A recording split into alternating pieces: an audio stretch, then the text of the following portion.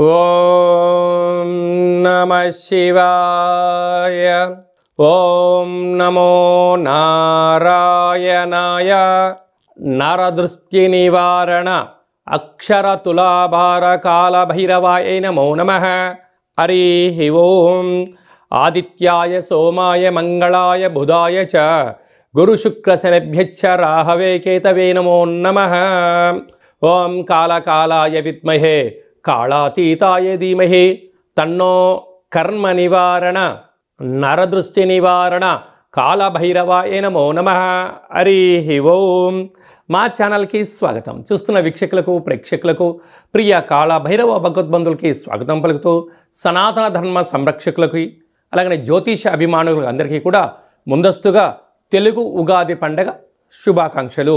శ్రీ విశ్వావసునామ సంవత్సరంలో అందరికీ శుభాన్ని, జయాన్ని, లాభాన్ని, ఆయురారోగ్యాలు ప్రసాదించాలని మనసారా కాళభైరవ స్వామి వారిని వేడుకుందాం. ద్వాదశ రాశుల్లో గ్రహ గమనాలు వీక్షింపచేద్దాం. వృషభ రాశిలో దేవగురు బృహస్పతి సంచార స్థితి, కన్యరాశిలో కేతు సంచార స్థితి, మీనరాశిలో శని రాహుల సంచార స్థితితో ఉగాది పండగ ప్రారంభం అవుతుంది.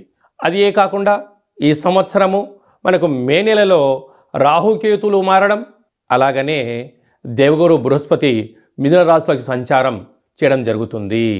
మేషరాశి వారికి ఈ సంవత్సరము ఆదాయ వ్యయము, రాజపూజ్యము, అవమానం ఎలా ఉండబోతుందో ఈ వీడియోలో తెలుసుకుందాం. మేషరాశిలో ఏ నక్షత్రాలు వస్తాయనగా అశ్విని నక్షత్రంలోని 4 పాదాలు, భరణి నక్షత్రంలోని 4 పాదాలు, కృతికా నక్షత్రంలోని 1 పాదం కలిపితే మేషరాశి. చాలామందికి పుట్టినటువంటి కాల సమయంలో డేటా బర్త్లు లేనటువంటి వారికి పేరు యొక్క మొదటి అక్షరాన్ని అనుసరిస్తూ రాశిని తెలుసుకునే ప్రయత్నం చేద్దాం. చు, చే, చో, లా, లీ, లు, లే, లో, ఆ అక్షరాల వారందరూ కూడా మేషరాశి జాతకులే. మేషరాశి యొక్క అధిపతి కుజ భగవానుడు. వీరికి ఈ సంవత్సరము ఆదాయం 12, వ్యయం 14. చూడండి విధి ఎంత వైపరీత్యమైనటువంటిదో. 14 రూపాయలు ఖర్చు ఉంటే కేవలం 12 రూపాయలు వీరు సంపాదించబోతున్నారంటే 2 రూపాయలు అప్పు కాబోతున్నారు. కనుక మనము ఏం తెలుసుకోవాలి అన్నట్లయితే వీలైనంత వరకు సమయం, ధనం వృధా చేసుకోవద్దు అని చెప్తుంది. అంటే స్వమర్థనంగా ఉన్న అధికమైన ఖర్చులు పెట్టినా ఖర్చులకు కళ్యం వేయలేకపోతే ఈ సంవత్సరం అప్పుల పాలయ్యే అవకాశం అధికంగా ఉంది అని చెప్పి గమనించాలి. అలాగనే రాజ్యపూజ్యం 5, అవమానం 7. మధ్యవర్తిత్వ కార్యక్రమానికి దూరంగా ఉండండి. అప్పులు ఇచ్చి పుచ్చుకునే వ్యవహారంలో చాలా జాగ్రత్త అవసరము.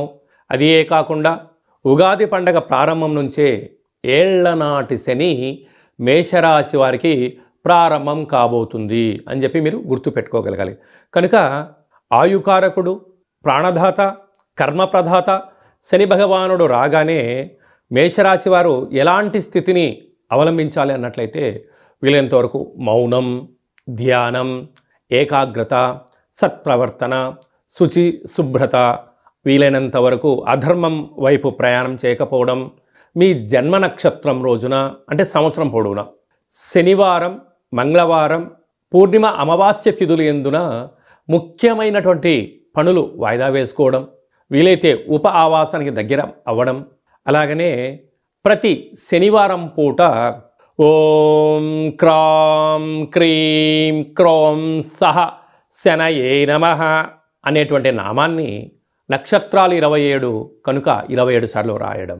అలాగనే ప్రతి మంగళవారం పూట, ఎందుకు రాశాధిపతి కుజ భగవానుడు అవడం వలన ఓం క్రాం క్రీం క్రౌం సహ భౌమాయ నమః అనేటువంటి మంత్రాన్ని వ్రాయడం.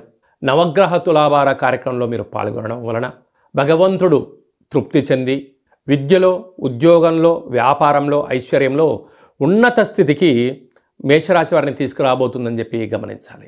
అది కాకుండా మీ మేషరాశి యొక్క అధిపతి కుజ భగవానుడు ఈ సంవత్సరము ధాన్యాధిపతి, వృక్షాధిపతి, సర్పాధిపతి అవ్వడం వలన ఎర్రటి నేలలు కలిసి రావడం, అంటే ఎర్రటి భూములు క్రయ విక్రయాలు, అంటే ఇంటి స్థలాలు కానీ, వ్యాపార స్థలాలు కానీ, వ్యవసాయ క్షేత్రాలు కానిలో క్రయ విక్రయాలు చాలా యోగదాయకం. ఎరుపు పంట అయినటువంటి కందులు, మిరప, ఎరుపు వస్త్రాలతో కూడుకున్నటువంటి వస్త్ర వ్యాపారస్తులు, స్వర్ణకారిత వ్యాపారస్తులకు చాలా మంచి కాలం.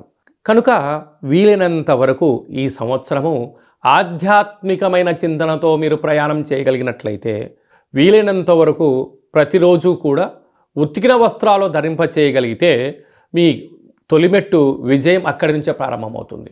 ఎందుకనగా శని సంచార స్థితిలో ఉన్నప్పుడు శని కుజులకు మిత్రభేదం కన్నా శత్రు పరిస్థితి ఉంటుంది. కనుక మీరు మొట్టమొదటిగా సక్సెస్ అవ్వాలి, ప్రతి దాంట్లో విజయం సాధించాలి, గృహాల్లో గొడవలు పంచాయతీలు లేకుండా ఉండగలగాలి అంటే వీలైనంత వరకు శుచి శుభ్రత ఉత్తికిన వస్త్రాలు ధరింప చేయడము మేషరాశి వారికి మొదటి లక్షణము అని చెప్పి గమనించగలగాలి. ఈ వీడియో మీరు చూస్తున్నారు అన్నట్లయితే మీరు శని భగవానునికి సేవ చేసే సమయం ఆసన్నమైందని చెప్పి మీరు గుర్తుపెట్టుకోగలగాలి. భగవంతుని ఎప్పుడైతే మనం స్మరిస్తామో ధ్యానిస్తామో ఆయన మనల్ని పిలవగానే వచ్చి మనల్ని ఆయురారోగ్యాలకు కాపాడుతాడు అని చెప్పి మనం గమనించాలి. కనుక ఈ వీడియో మీరు చూడడమే శని భగవాని యొక్క ఆశీస్సుల కోసం అని చెప్పి గమనించాను. కనుక భగవంతుడు కూడా సిద్ధంగా ఉన్నాడు. నన్ను ఎవరైతే స్మరిస్తారో, నా ధ్యానం ఎవరైతే చేస్తారో, నాకు పూజ ఎవరైతే చేస్తారో వారిని కాపాడాల్సిన బాధ్యత నాదే అని చెప్పి శని భగవాను అనుకుంటూ ఉంటారు. అయితే కర్మప్రదాత, న్యాయ నిర్ణేత, ఆయుకర్త, సంపూర్ణమైనటువంటి సత్ప్రవర్తన శిక్షణకారకుడు. కనుక శని భగవానునికి సేవ చేసే సమయం, శని భగవానునికి అక్షరాలు రాసి తులాభారం చేసే సమయం ఆసన్నమైందని చెప్పి మేషరాశి వారు గుర్తుపెట్టుకోగలగాలి. ప్రధానంగా వ్యవసాయ సోదరీమణులు, గృహ భవన నిర్మాణ కార్యక్రమం ఆచరింపజేసేవారు, సాఫ్ట్వేర్ ఉద్యోగస్తులు, హార్డ్వేర్ ఉద్యోగస్తులు, రాజకీయ రంగవారు, సినిమా రంగం వారు తప్పకుండా ధర్మాన్ని పాటించండి. ఆ ధర్మమే మనల్ని విజయం కలిగిస్తుందని చెప్పి గమనించాలి. శ్రీ విశ్వావసునామ సంవత్సరంలో రాజు సూర్యభగవానుడు, మంత్రి చంద్రభగవానుడు అవ్వడం వలన ఈ సంవత్సరం ఎర్రటి పంటలకు, ఎర్రటి ధాన్యానికి, ఎర్రటి వస్తువులకు, ఎర్రటి నేలలు, అనేక రకాలమైనటువంటి రాజకీయ ధురంధరులకు చాలా మంచి కాలం అని చెప్పవచ్చు. గ్రామ, రాష్ట్ర, దేశ, ప్రపంచ స్థాయిలో ఎదగాలి అనుకుంటున్న వారికి కష్టే ఫలి అంటే ఎవరైతే కష్టపడతారో వారు అద్భుతమైన విజయాలు ఈ సంవత్సరం మీ సొంతం చేసుకోవడానికి అవకాశం ఉంటుంది. అదే కాకుండా ఎన్నడూ లేనటువంటి విధంగా ఈ సంవత్సరం మనకు షష్టగ్రహ కూటమి అనగా రవి, చంద్రుడు, బుధుడు, శుక్రుడు, శని, రాహు గ్రహాలన్నీ కూడా మీనరాశిలోనే ఉండగా మనకు ఉగాది పండగ రావడం, ఉగాది పండగ ప్రారంభ మాసమంతను కూడా చతుర్గ్రహ కూటమితో సంచారం చేయడం, ఎన్నడూ లేనటువంటి విధంగా ఈ సంవత్సరంలో 4 పెద్ద గ్రహాలు మారడం, అంతనూ కూడా కష్టపడి పనిచేసేటువంటి వారికి, ధర్మబద్ధంగా న్యాయబద్ధంగా ఉండబడిన వారందరికీ ఈ సంవత్సరము జయహో అనేటువంటి విజయాలు మనందరి సొంతమవుతాయి. అది కాకుండా వీలైనంత వరకు భగవంతుడికి భక్తుడికి మధ్య అనుసంధానకర్త అయినటువంటి అంటే వీలైనంత వరకు ఆధ్యాత్మిక చింతనగా ఉండడం, రోజు ఉతికిన వస్త్రాలు ధరింపచేయడం, మొక్కలకు నీరు పోయడం, సూర్య నమస్కారాలు ఎవరైతే చేస్తారో వారందరికీ కూడా వీలైనంత వరకు ఆరోగ్యము, మనశ్శాంతి ఉండే అవకాశాలు ఉంటాయి. అదే కాకుండా అనేక సంవత్సరాలుగా విజయం కోసం పరితపిస్తున్న వారందరికీ కూడా ఒక భక్త ప్రహ్లాదుడిలాగా, ఒక నారాయణులాగా నిత్యం అంటే మనకు నారద మహామునిలాగా నిత్యము దైవనామస్మరణ ఎలా చేస్తూ ఉంటారో మనము కూడా ఈ సంవత్సరం వీలైనంత వరకు ఆదివారం పూట అంటే రాజు సూర్యుడు అవ్వడం వలన ప్రతి ఆదివారం పూట ఇలా ఒక పత్రంలో ఓం హ్రాం హ్రీం హ్రౌం సహ సూర్యాయ నమః అనేటువంటి మంత్రాన్ని ప్రతి ఆదివారం రోజు రాయడం, కుదిరితే రోజు రాయడం, కుదరలేదు 4 ఆదివారాల్లో ఏదో ఒక రోజు రాయడం, ఈ పత్రాలను మాకు పంపించినట్లయితే సూర్యగ్రహ భగవానునికి అక్షర తులాభార మహోత్సవ కార్యక్రమాన్ని ఏర్పాటు చేయడం జరిగింది.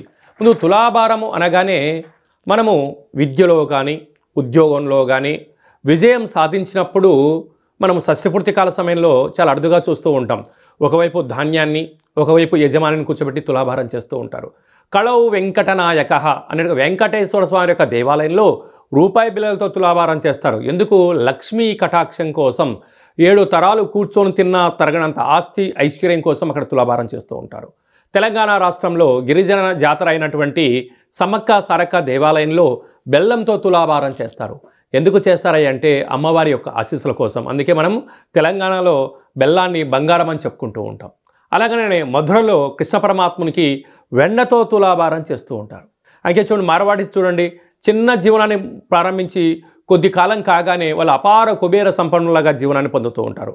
ఈ విధంగా మన అందరికీ కూడా ఐశ్వర్యం కోసం, యోగం కోసం ప్రతి ఆదివారం పూట సూర్యుడికి, ప్రతి సోమవారం పూట చంద్రుడికి, మంగళవారం కుజుడికి, బుధవారం బుధ భగవానునికి, గురువారం